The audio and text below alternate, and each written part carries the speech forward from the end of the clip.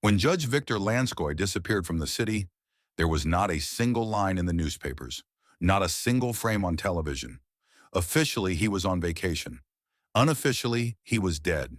Or perhaps even worse, he was erased from all records, as if he had never existed. It was neither an investigation nor a tragedy. He simply disappeared. And I was the one who stumbled upon his case, whether by chance or not, who knows? I am an archivist. I work in the basement of the county office, among the dust and forgotten cases. It is always quiet and calm here. No surprises. Then one day I came across an unmarked folder. Gray, plastic, no title. Just one thing. An embossed number, 1. Inside, a photograph of a man in a robe. The judge. Handwritten signature, V. Lanskoy. And a flash drive. But nothing else. No supporting documents, no cases, no dates. Just emptiness, as if the case never existed.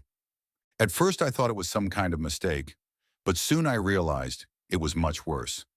The next day I returned to the archive and folder number 1 was already lying in a completely different way. It had become thicker.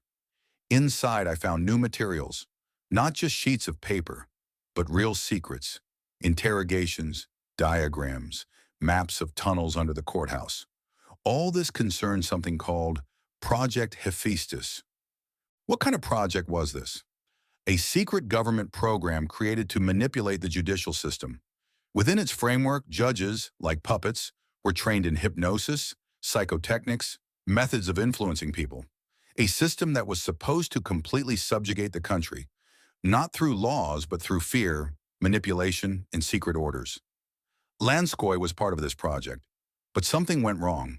He realized that he had become a pawn in a giant game and tried to escape. That was when they started hunting. They came for him. Lanskoy managed to hide the folder as well as a flash drive with key evidence.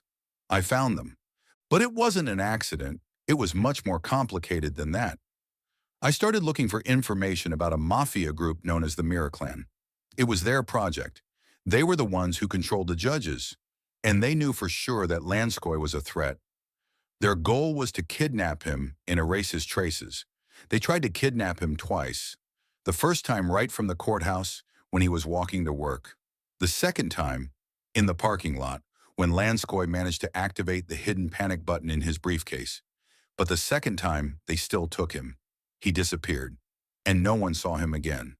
But they didn't expect that folder number 1 would still be found, and I found it. Now I was part of something much bigger. My days turned into a nightmare. Mysterious calls, sounds on the other end of the line, in which I could hear only my own breathing. Notes with my thoughts began to appear under the door, written down before I had a chance to voice them out loud. The mirror that hung in my office began to reflect rooms that were not the ones that were actually around me. They were rooms that did not exist. I tried to turn it all back, but it was too late. I was being followed. I was trapped with no way out. Wherever I went, I always ended up where this story began. Why? Because the Hephaestus Project is more than just a program.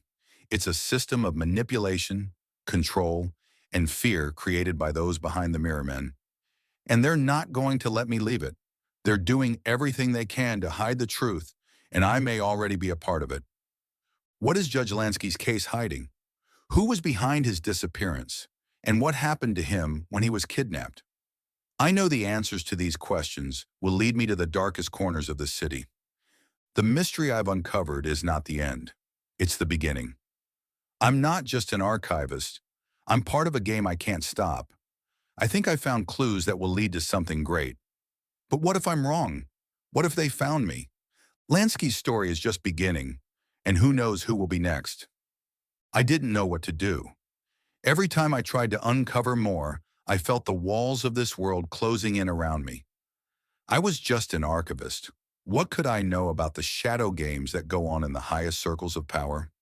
But now that I could see this entire network, all its connections, with each new document, I began to realize that I could no longer just leave. The flash drive I found was actually a key. Inside, it was more than just data.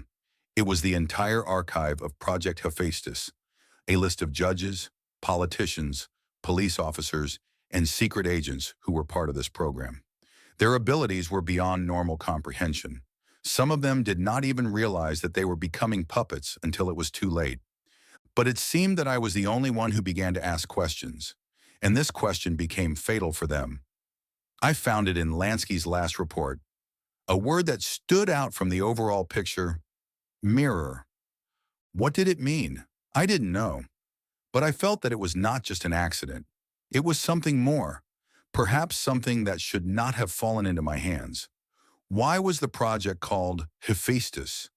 The word made no sense until I realized that it was connected with ancient Greek mythology, namely with the blacksmith of the gods, who created not only weapons, but also a control mechanism. None of this was an accident. I did not know how they did it, how they made people lose their memory or not remember their own actions. All this hypnosis and manipulation of consciousness. But now I began to feel how I could be erased. Sometimes it seemed to me that I was not in the real world, but in one of these mirrors where everything was distorted and there was no way out. Who were they, these mirror men, and what did they want from Lansky? This question did not give me peace. I decided to go further. I had to find out who was behind this project and why Judge Lansky had become a threat. But even in this, I was wrong. They were waiting for me. One day when I returned to my office, I found the door slightly ajar. I was sure I had closed it. When I walked in, the room seemed the same, but something was missing. There was a new folder on the table, the same gray cover. It had only one word written on it: you.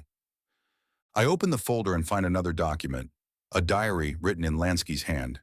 In it, he described the strange events that began after his attempt to leave the project. In one of the entries, he writes, "They came for me, but not this time. I managed to hide, but they will look for me until I disappear. If you are reading this, know that they are watching your every move. You will not be able to escape. They will always be near."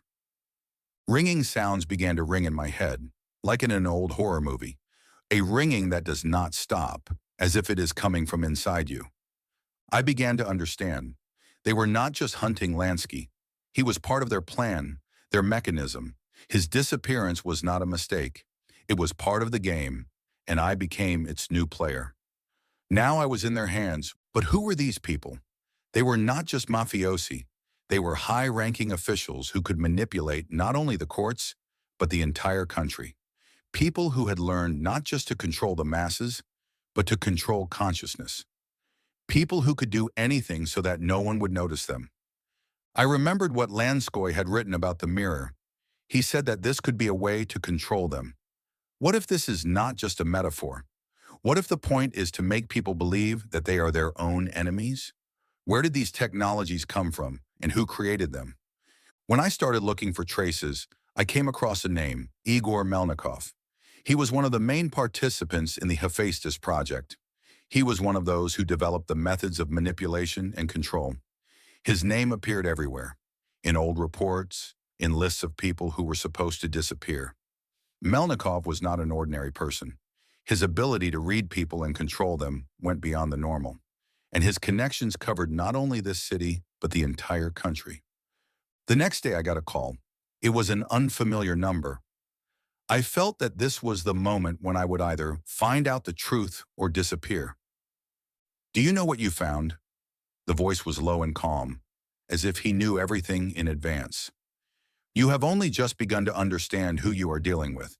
You think you have solved the case, but in fact you have become part of their game. You can no longer leave." I tried to answer, but the receiver was already silent. I realized I had become a puppet in this endless game, where the only way out is to find who is behind this and destroy the system. But there is one big danger.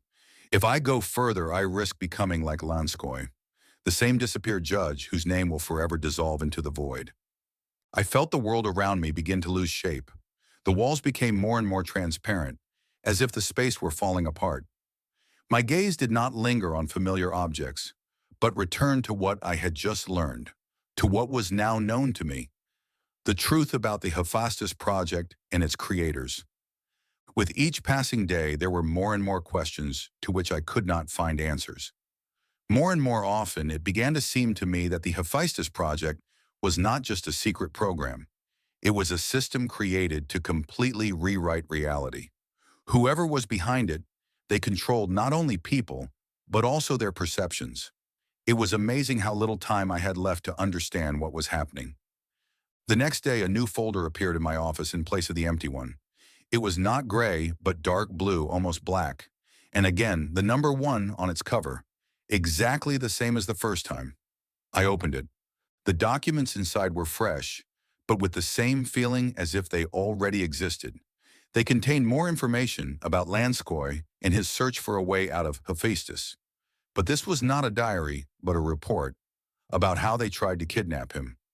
It was confirmation that the judge was not simply hidden. The mafiosi whom he had thwarted actually wanted to destroy him. They tried to kidnap Lanskoy when he began to threaten to expose the project, but he disappeared before they could carry out their plans. This was more serious than I thought. The Hephaestus project did not simply use judges as tools. It created a new world where decisions were made not based on the law, but on manipulation and psychological control. And those people like Lanskoy, who tried to leave the project, became a threat. That's why they were trying to kidnap him. I realized that if I continued to follow this case, I would become the next target. But there was no stopping. I was already in their network. I began to search for information about Melnikov, who was one of the creators of the project. His name did not just flash in the documents. It became the key that opened the doors to the deepest secrets. But the search only worsened my situation. Each step led to an even greater bifurcation. Reality was distorted, and I could no longer tell who was the enemy and who was the friend. Shortly before I went to meet with someone who could help me understand what was happening, I again felt a strange sense of presence. Something appeared in the office that should not be there. The wall that I thought was impenetrable suddenly became the source of sounds, as if someone was standing at the other end. A second later, a new message appeared on the table. "They're after you. You're getting closer. But it's not what you think. You're not just an archivist. You're a target." At first, I thought it was another mind game, an attempt at manipulation. But when I looked up and saw a shadow outside the window, I realized I was being followed. And this wasn't just a game. This was a real threat. I hurried out of the office, unable to figure out who or what could be behind this. I needed to figure out what to do next, where to look for answers, and how close they were to ending this case. I was beginning to think that it really didn't exist, or if it did, it was only in the form of this folder and the number 1 that kept appearing in my life. Melnikov, Lanskoy, Gefest. All these names and data now merged into one tangle. But this tangle was poisonous. I had become part of something huge, and now, like Lanskoy, I couldn't just leave. But in order to answer my questions, I had to cross another abyss. An abyss from which there was no way back. I didn't know what to do. Every step led me deeper into this darkness, into these tangled networks that were invisible. But I could feel them around me. I was no longer just an archivist. I became part of this nightmare, part of a game where the stakes were higher than I could ever imagine. As I approached the final step, I received a call. It was a number I didn't recognize. I knew that this call hadn't been in my life, not like the others. It was a call from within this game. "You can't stop them," said the voice on the other end. "You're becoming part of their plan, and you already know how this story ends." I felt uneasy. I ran out of the office, but everything around me began to disappear. It was as if reality was crumbling into pieces, and I was losing it around every corner. I felt like someone was chasing me. They were close. I saw familiar faces disappearing, their eyes with empty looks, as if they were no longer there. I realized that these people were not just manipulators. They were part of this huge machine that controlled everything. But I couldn't stop. I found only one way, to find them before they found me. And then I opened the folder. There was a new entry, a phrase that made my heart clench.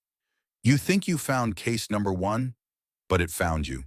It's time to find out who you've become." The world around me disappeared, and I was left alone, in that very mirror where everything is distorted, where the truth hides behind the shadow, and every step can be the last. You think you understand what's happening? Think again.